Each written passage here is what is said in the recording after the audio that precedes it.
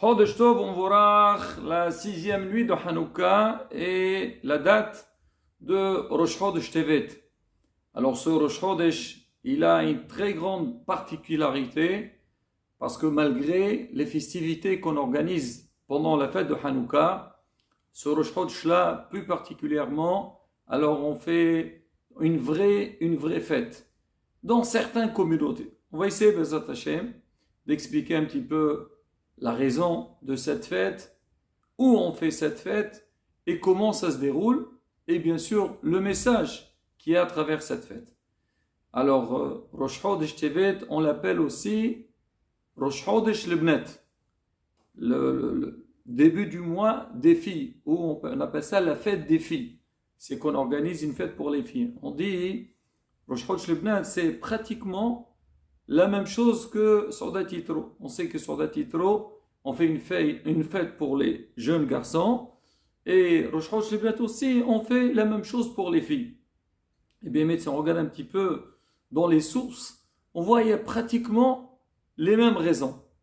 Dans Soudat Yitro, donc, on raconte qu'il y a eu une épidémie qui a touché donc, les petits garçons. Et il y a aussi Matan Torah, le don de la Torah. On dit dans cette fête-là de Rosh Chodesh Lebnet aussi, il y a eu aussi, on dit qu'à Tunis, il y avait, une année, il y avait beaucoup de jeunes filles qui ont été touchées, elles sont mortes. Et il y avait un rave, là-bas il s'appelait Rebelia ou Shapira. C'était un rave ashkénaze qui est venu, il était à Tunis. Et cette année-là, donc il avait regroupé donc toutes les femmes, ils ont fait des tfilotes, et il leur a fait Mishé Berach. Et après cette cérémonie, ils sont toutes parties au Sefer Torah, ils l'ont embrassé. Et Baruch Hashem, on dit que cette année-là, l'épidémie, elle s'est arrêtée. Ils ont arrêté de mourir les jeunes filles. Et depuis, ils ont instauré que ce jour-là, ça sera un jour de fête pour les jeunes filles. Et aussi, pour garder donc, un sens à cet événement-là, alors toutes les bat mitzvot, aujourd'hui en règle générale, on fait toujours la fête pour les garçons, la bar mitzvah, on fait aussi pour les filles. Ça, c'était pas très réputé dans toutes les communautés, mais justement à l'époque, ça a été instauré qu'on prenait toutes les jeunes filles de la ville et qui faisaient 12 ans cette année-là, et on leur faisait une fête à la synagogue. Donc elles venaient que les filles, avec leur maman, il n'y a pas de mélange garçons et filles et tout, et on faisait une fête. Alors ce minhag, il n'était pas seulement à Tunis, il était aussi à Djerba. C'est rapporté, de base, il ne faisait pas ça à Djerba, mais on sait très bien aujourd'hui les minhagim, donc ils se propagent partout dans le monde. Il faisait ça aussi en Algérie et en Grèce, à Salonique. Et ça se comprend en Salonique, pourquoi ? Parce que la fête de Hanouka, donc l'histoire c'était avec les Grecs, et donc ça a marqué énormément donc les Juifs grecs, et pour eux ils sentent que cette fête les concerne énormément, et ils font ce qu'on appelle Rosh Chodesh Lebnet, la fête des filles. Alors maintenant, on a donné la raison, c'est par rapport à l'épidémie qu'il y avait, mais aussi on dit qu'on a vu tout le long de l'histoire, nos femmes et nos filles, elles étaient des héros pour combattre donc l'assimilation et tout ce qu'il a essayé de toucher Hasve Shalom, l'âme juive. On dit déjà dans la fête de Hanouka, la fille de Yohanan Kohen Gadol, elle, à son époque, il y avait une gzera, c'est que toute jeune fille qui va se marier, elle était, on va dire malheureusement, donc perturbée, on ne va pas dire des termes compliqué par le responsable de la ville, le maire de la ville. Et elle est venue voir ses frères. Elle leur a dit, mais comment vous pouvez laisser une telle chose passer? Et elle les a vraiment secoués. Et Baruch Hashem, donc ça les a réveillés et ils sont partis en guerre contre les Grecs. Et comme on connaît tous l'histoire donc de Hanouka, donc le déclencheur de cette victoire, ça venait de la part des filles. On raconte d'autres histoires aussi, avec Yehudit, avec d'autres femmes, alors où on voit que la femme, elle avait une place très importante et elles ont énormément aidé les hommes pour garder, comme on dit, la tradition de nos ancêtres. Alors à Djerba, donc cette fête-là, elle est aussi, elle prend une grande place et on la sent partout, surtout pour les jeunes filles, surtout les filles fiancées. Alors on sait que à Djerba, il y a un décret qui était décrété depuis longtemps par les rabbinim que le fiancé n'a pas le droit de voir sa fiancée depuis les fiançailles jusqu'au mariage. Mais derrière ça, il y avait quand même un contact. C'était quoi le contact? C'est lui envoyer des cadeaux toutes les fêtes. Voilà, quand il y a la fête de Purim, toutes les fêtes, il envoie des cadeaux, mais surtout, cette fête-là de Rosh Chodesh Lebnet, alors la fille, elle savait que son fiancé va lui envoyer un beau cadeau, on appelle ça le qafa. C'était un couffin dans lequel donc il mettait à l'intérieur donc des habits, des bijoux, chacun par rapport à ses moyens. Et c'est pas seulement ça, ça c'était pour les filles déjà fiancées, mais on disait qu'il y avait une grande ségoula pour les filles qui cherchent à se marier, qui attendent un bon zivou. Il y avait toutes les filles de la ville, elles se regroupaient toutes ensemble dans une maison, une des filles, et elles préparaient donc des gâteaux. Et elles mangeaient de ça, après chacune elle amène chez elle à la maison, et on disait, donc les vieilles femmes elles disaient que toute fille qui participe à cette cérémonie, Bezrat Hashem, dans l'année, elle se fiancera et elle trouvera un bon zivou. Rabotai, il faut essayer. Il n'y a pas de mal derrière ça. Et ici, Bezrat Hashem, ça peut apporter quelque chose. Alors maintenant, il y avait aussi autre chose. Pendant cette fête-là, on dit à Yavan, à Salonique, alors on dit qu'il faisait Mishlo Ahmanot. On envoyait donc des mets comme à Purim.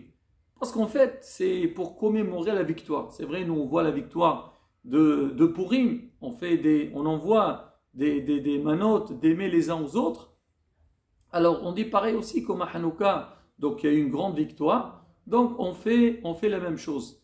Plus que ça, on dit qu'à Salonique, alors les femmes, elles se demandaient les unes aux autres, pareil aussi pour les jeunes filles, elles se demandaient Mehila comme Yom Kippourim, comme le jour de Kippour. C'est ce qu'on dit toujours. On dit Kippourim, c'est-à-dire le jour de Kippour, il est comme Purim. Donc il y a un certain parallèle entre les deux. Mais quoi qu'il arrive, Rabotai, on voit que cette journée, c'était une journée dans laquelle on soulève, on rappelle des événements de l'histoire d'Am Israël qui sont liés avec le courage, la force de nos dames et aussi comment Am Israël il a travaillé pour protéger et garder ses traditions pour que B'ezrat Hashem Am Israël reste Hayy V'Qayam. Et Béhémet, c'est un message qui est très important, hein, mais même pour ceux qui le font, il y a beaucoup de gens qui font cette fête-là. On parle toujours à Sordet Hydro, on fait la pièce montée.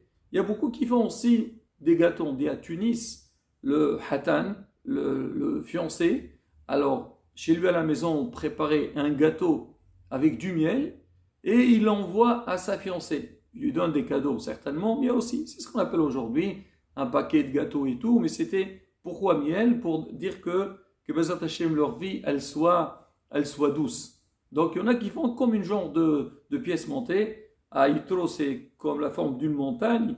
Et pour à Hanouka, comme une genre de corbeille.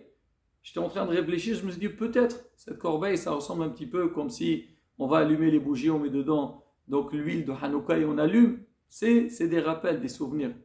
Mais quoi qu'il arrive, Rabotai, ce qui est très important derrière tout ça, c'est vrai, c'est beau de faire donc les traditions, faire des rappels.